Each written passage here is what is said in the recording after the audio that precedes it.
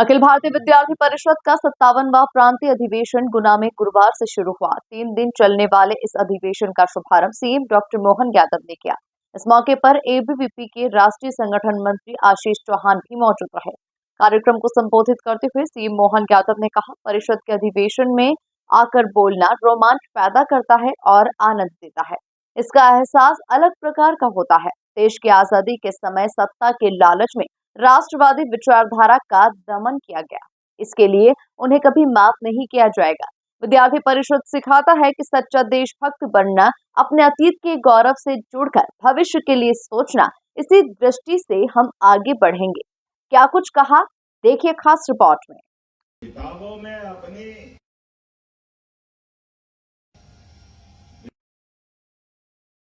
विद्या को चिंतन मनन करने के लिए व्यवहारिक दुनिया में जब तक उसका अनुभव नहीं कराते हैं, तब तक आप छात्र शक्ति की सही अर्थ में उसकी भूमिका के बारे में मूल्यांकन नहीं कर सकते। मुझे इस बात का आनंद है, जब मैं अधिवेशन में बोल रहा हूं तो स्वाभाविक रूप से हमारी परिषद की स्थापना की तरफ जाना पड़ेगा। हमारे राष्ट्रवादी विचार की धारा के बलबूते पर संघ के माध्यम से 1925 से प्रारंभ हुई यात्रा 48 तक आते आते जब देश की आजादी के साथ दुर्दैव से हमारे उस विचारधारा वाला लोगों का सब प्रकार से राजनीतिक दृष्टि से कितना दुर्भाग्य था उस समय का। केवल सत्ता के कारण से राष्ट्रवादी विचारधाराओं का जिस प्रकार से दमन किया गया राजनीतिक सत्ताओं द्वारा, ये इतिहास कभी उनको माफ नहीं करेगा जिनने ये पाप किया है। इस बात की गारंटी मैं पक्का देना चाहूंगा। लेकिन जब अच्छी होना होती है, हम भगवान कृष्ण का जन्म की कल्पना याद करें। भगवान कृष्ण को पैदा होने से ही कंस ने कितने प्रबंध किए थे, क्या क्या नहीं किया। भगवान के पैदा होने के पहले उनके माँ बाप को जेल में डाल दिया। जो कर सकते थे कंस ने सब किया। साथ साथ भाई बहनों को मार दिया।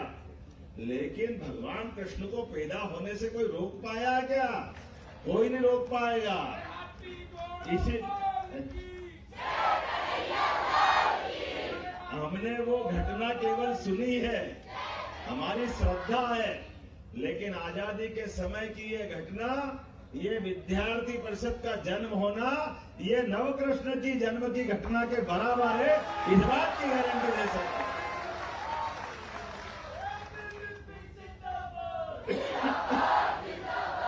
और उसके प्रमाण भी कदम कदम पे दिखाई दिए।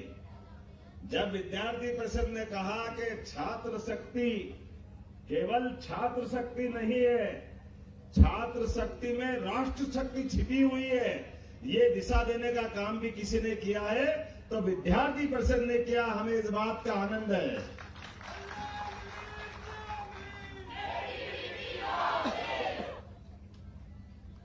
विद्यार्थी परिषद के माध्यम से काल के प्रवाह में हमारे लोकतंत्र के लिए, जब लोकतंत्र का गला घोटा जा रहा था, तो गुजरात से आंदोलन खड़ा होता है। जब बिहार तक जाकर के जयप्रकाश नारायण का परिवर्तन, सिंहासन खाली करो कि जनता आती है, इसका अगर कोई रीढ़ की हड्डी था तो विद्यार्थी परिषद की भूमिका थी। मुझे इस बात का गर्व है। आसपास के देशों को देखो जो हमारी आजादी के साथ आजाद हुए, वहां लोकतंत्र के अते पते नहीं है। आज भारत में लोकतंत्र अगर जिंदा है तो उसमें बड़ी भूमिका विद्यार्थी परिषद की है। हमें इस बात का आनंद है। राष्ट्रीय राजनीति की बात करते हुए केवल एक नहीं, कितने प्रकार के आयाम। आपने कहा कि हमारी आयु सीमा में परिवर्तन होना चाहिए, और ये विद्यार्थी परिषद ही थी जिसने 18 वर्ष के मताधिकार का आग्रह को सरकार को मानने पे मजबूर किया। मुझे इस बात का भी आनंद है। हम अपना वोट देने जाते हैं और वोट दे करके अपनी सरकार चुनते हैं, लेकिन ये अगर अधिकार किसी ने दिलाया है तो विद्यार्थी परिषद के माध्यम से दिया गया है। हमारे शिक्षा व्यवस्था में जो व्यापारीकरण हो रहा था, इसके खिलाफ भी अगर किसी ने आवाज उठाई तो विद्यार्थी परिषद ने आवाज उठाई। शिक्षा नीति में क्या जरूरत है, क्या क्या होना चाहिए, इस दिशा में भी अगर कोई ने ध्यान दिलाया तो विद्यार्थी परिषद के माध्यम से दिलाया है। मैं बहुत सारी बातें बोल सकता हूँ, लेकिन मेरी अपनी भी सीमा है और हमारे अपने मंच ने काफी हद तक उस तरफ ध्यान आकर्षित कर दिया है। मैं मध्य प्रदेश की तरफ आता हूँ।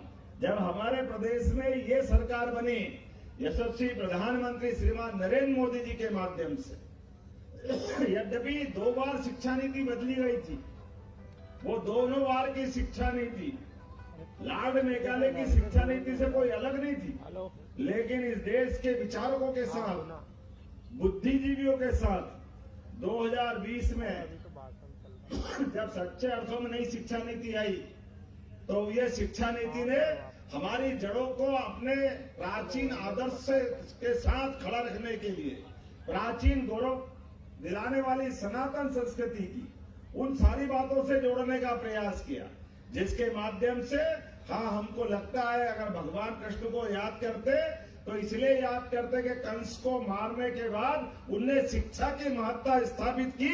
हमें इस बात का गर्व है और ये शिक्षा नीति में आना चाहिए। हम जब बात कर रहे हैं कि हमारे देश के अंदर कोई विदेशी मेहमान आए तो विदेशी मेहमान को हमारी ज्ञान की वो पवित्र गीता जो कर्मवाद, भक्ति और साथ ही साथ सांख्य योग के दर्शन की तरफ ले जाना चाहती है, ऐसी पवित्र गीता को हाथ में नहीं देना चाहिए। कौन रोकेगा? मुझे इस बात की प्रसन्नता नरेंद्र मोदी जी के माध्यम से बदलते दौर के भारत में ये अगर स्थापित हुआ है तो सबसे बड़ी भूमिका हमारी शिक्षा नीति की भी है और हमारे प्राचीन दर्शन की भी। यहां जब मैं बात कर रहा हूं, इस गुना में खरगोन, सागर अपनी सरकार बनने के बाद 3 विश्वविद्यालय, तात्या टोपे नाम पर विश्वविद्यालय आपके अपने आंगन में आए हैं, तो यह हमारा सबका सौभाग्य है। विद्यार्थी के लिए उसका विश्वविद्यालय इतनी दूर दूर क्यों होना चाहिए? तात्या टोपे हो, टंट्या मामा हो, रानी अवंतीबाई हो, इनके